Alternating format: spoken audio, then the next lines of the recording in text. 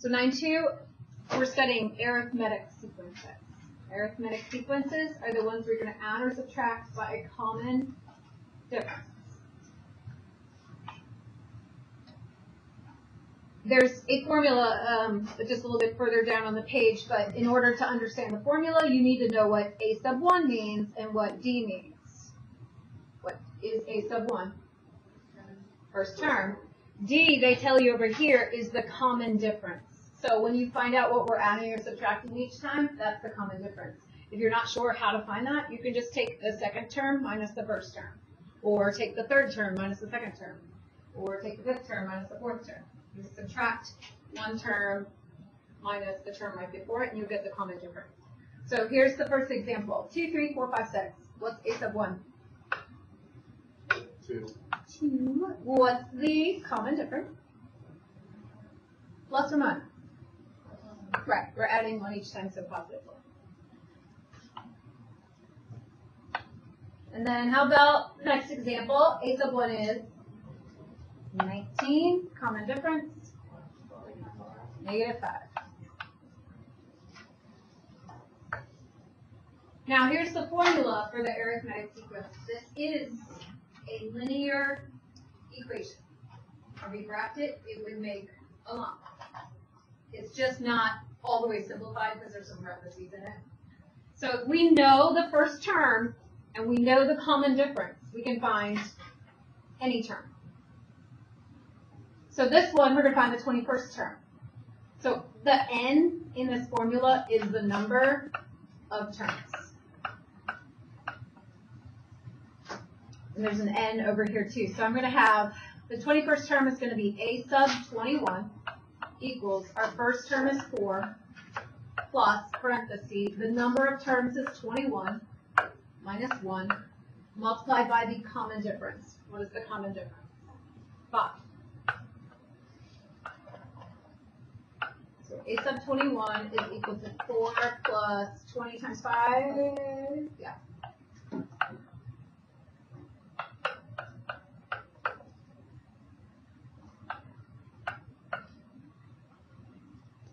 So the 21st term is 104. I will tell you right now, you are learning how to use this formula.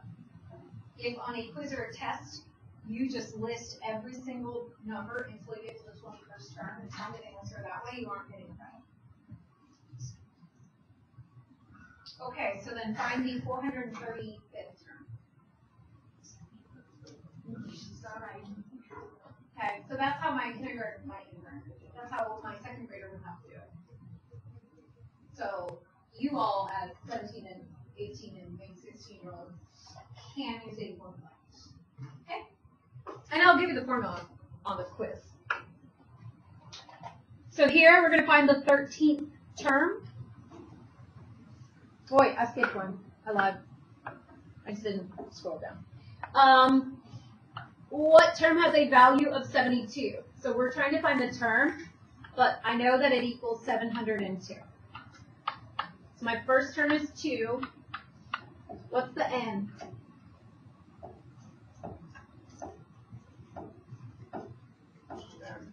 That's what we're trying to find, so that will be our variable. Minus 1, and then common difference. I'll plug that in, then we're just solving for n, so now it becomes algebra.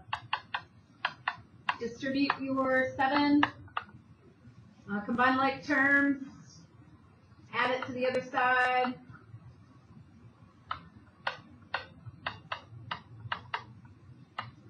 Divide by 7, we get 101. So my answer is the 101st term.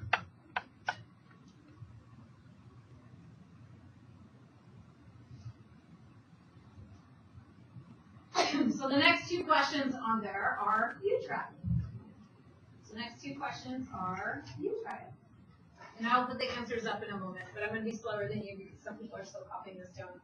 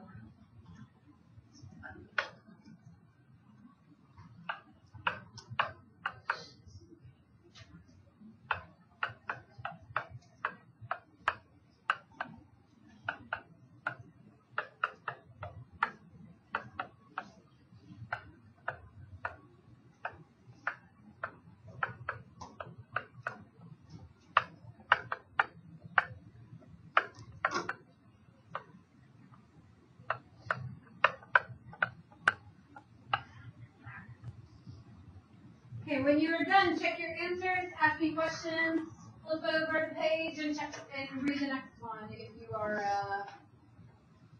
don't have any questions.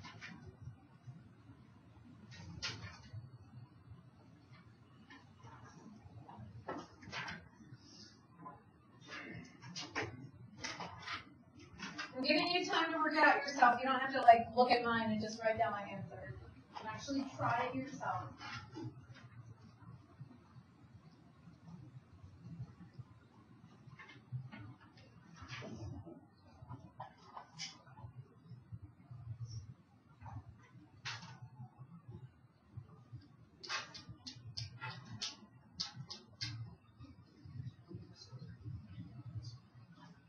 Okay, well, when we're done.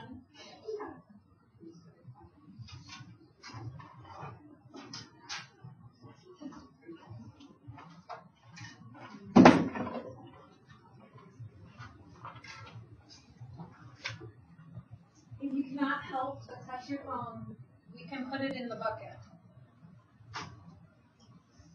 Especially when you come to class not knowing how to do this stuff. But you're on your phone during class, don't feel bad. Take your stuff away, be responsible. So here, I'm going to show you a method. There are more methods than this, but I'm showing you this particular method because it spiral reviews things that we've learned before. And I know some people are taking the ACT tomorrow, and then I also know a lot of you are taking the ACT on February 27th, because all the juniors are. From what I've heard from people that have taken the ACT multiple times is that there's a lot of this stuff on there. So it'd be good to get down before that. Okay, so what I've given you is I've given you the 7th term is 79, and the 13th term is 151. We're going to find A sub 1, we're going to find D. So what I'm going to do is I'm going to use this information and plug it into the arithmetic sequence formula. I'm going to say 79 is equal to A sub 1, which I'm trying to find, plus n is 7 minus 1, multiplied by the common difference, which I'm also trying to find. Then I'm going to make a second equation with A sub 13 equals 151. I'm going to make a second equation.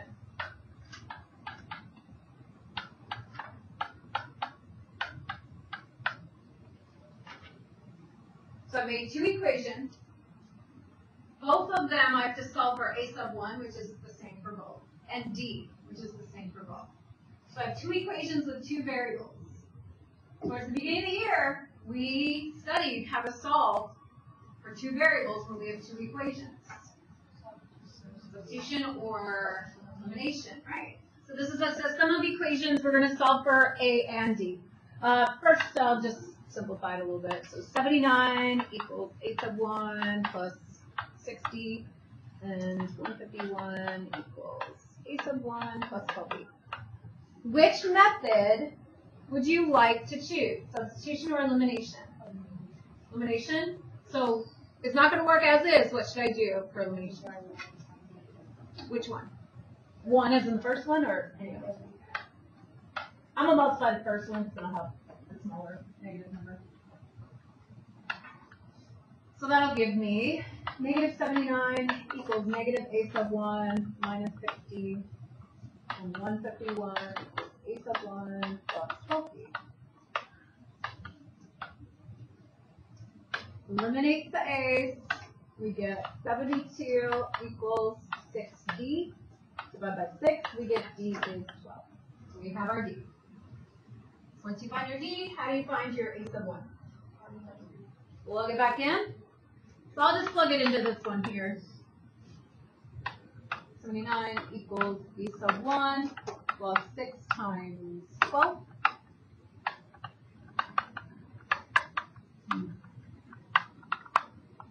And I get A sub 1 equals 7. Now, questions might ask you to find A sub 1 and D, or they might ask you to find something like what's the 100th term. It might not ask you to find A sub 1 and find A sub D, or A sub 1 and D. It might just say, here's some information.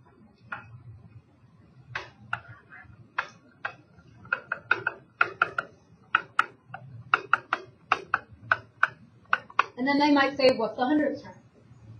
So if we need to find the 100th term, there's no way I'm taking my D and starting at 13 and adding on 12 until I reach the 100th term.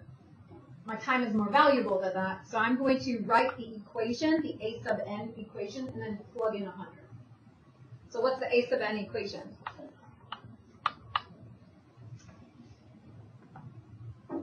The one that's 7, okay, first term. Yeah, we're not doing 100 yet, but n minus 1 multiplied by 12. So then if I needed the 100th term, or the 5,000th term, then I would do that. 7 plus 100 minus 1 times 12. And then you could just calculate that. So it's helpful to be able to find just past finding the D in the a sub 1. We would want to use it for some reason. Okay? Are we doing okay so far? Is it too easy? It's going to stay pretty easy. Today will. The last section is something called partial sum. There may be a need for you to find the sum of the first 200 natural numbers. There might be a need. So how do we do it? Do we list out 200 numbers and put a plus sign underneath and add them all up? No. Do we go 1 plus 2 plus 3 plus 4 on our calculator? No, we use a formula that is way shorter. Way shorter. So this formula right here, oh, and by the way, if you were to make a big old list and add them up on a quiz, I would not give you credit, even if you got the right answer. Because I'll give you the formula.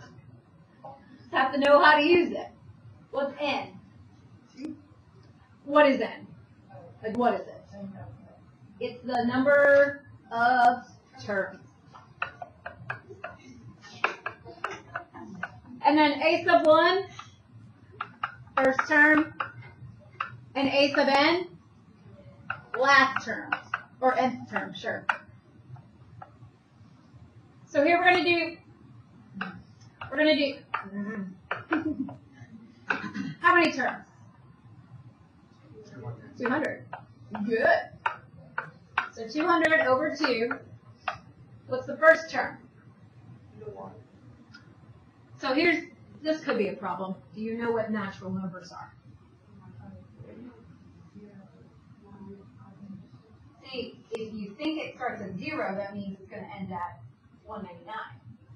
If you think it starts at 1, it's going to end at 200. So it's important to know what those are. And if you're not sure, then you could Google, right?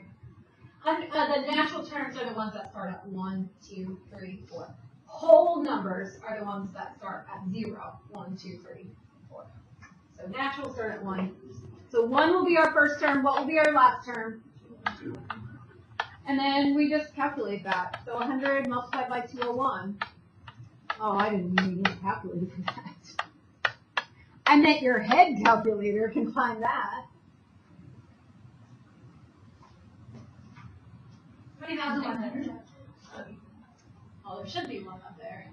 You multiply by 100, you use the decimal number two zeros in there. All right, find the sum of the first 50 terms of the partial sum, and they've given you part of the sum. So we're going to find the first 50 terms. That means how many terms are there? 50. So we do 50 over 2, multiplied by, what's the first term? 2. Plus, what's the 50th term? No. Won't be 50. You have to figure it out because it's not given. But the nice thing is that you look over here and you say, oh, this is arithmetic. It goes up by the same amount each time. So we can find that formula. And there's a formula for it. First term plus, we're using 50 as the number of terms, multiplied by my common difference. So 2 plus 49 times 3. So 2 plus 147. 149 is the 50th term.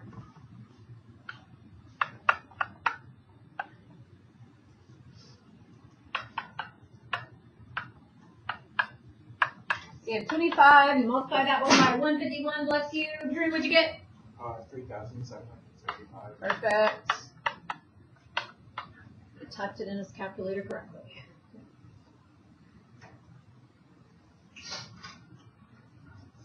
All right.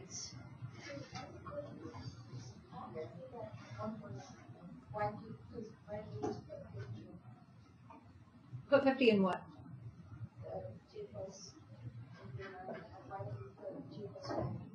Because this is the value of the 50th term. It's not how many terms I'm adding, it's the last term what it is. And see, I don't know that. So I needed the formula. I had to plug in 50 so I could find the 50th term. Okay, so that once it hits that last term, it would be 149 up here. That would be the 50th term. Okay?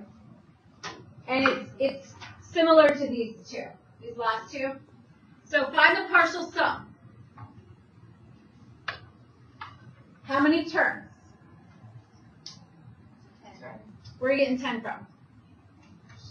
1 to 10. Okay, so the correct answer would be from 1 to 10 is 10 terms. The wrong answer would be it's the top number. The top number is not the number of terms.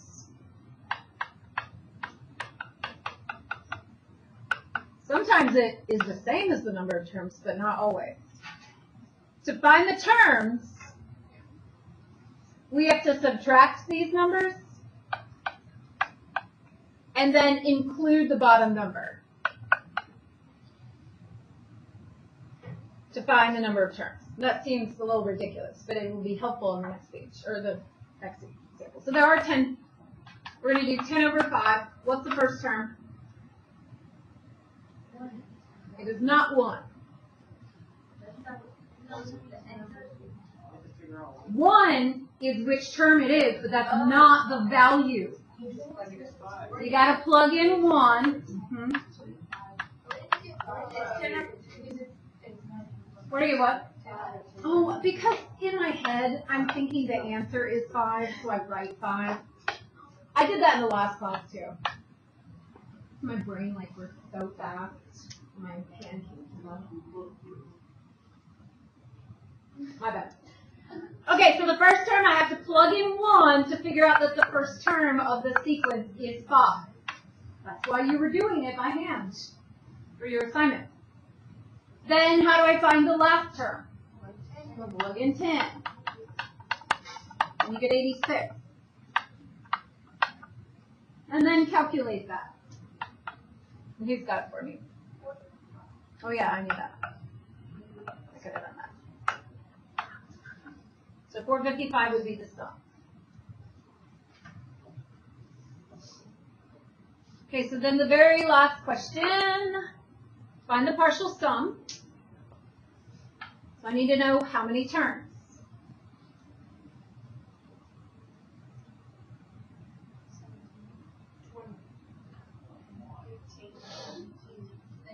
I hear a lot of answers. So, worst case scenario, you start counting on your fingers how many there are. But if you subtract the two numbers, you subtract these, you find the difference between those two numbers, but then you add 1 because you have to include the bottom number. Oh, you add 1. Because you have to include the number 2. So why do you have to add 1 though? So when you guys do 20 minus 2 and you say 18, that's between 20 and 2. That's how many numbers are added to 2 to get to 20. But that's not including the number 2 in that. And if you took your hand, for real, if you took your hand and you did 2, 3, 4, 5, 6, 7, 8, 9, 10, 11, 12, 13, 14, 15, 16, 17, 18, 19, 20, you'd end up with 19. Okay, but if you just subtract these two and you add 1 every time, you'll get it. Because when I have really big numbers up here, you're going to want to not use your fingers. So the number of terms is 19. You can also think about it this way. If it was going from 1 to 20, there would be 20 terms. is going from 2 to 20, so it's 19. And if you can't do that because you didn't listen to the explanation, I don't feel bad for you. I need to find the first term. With the first term, we don't put in 1. What do I actually put in to find the first term? So 5 times 2 plus 2 is going to be the first term, 12. And then my last term, I put in 20. And I get 102.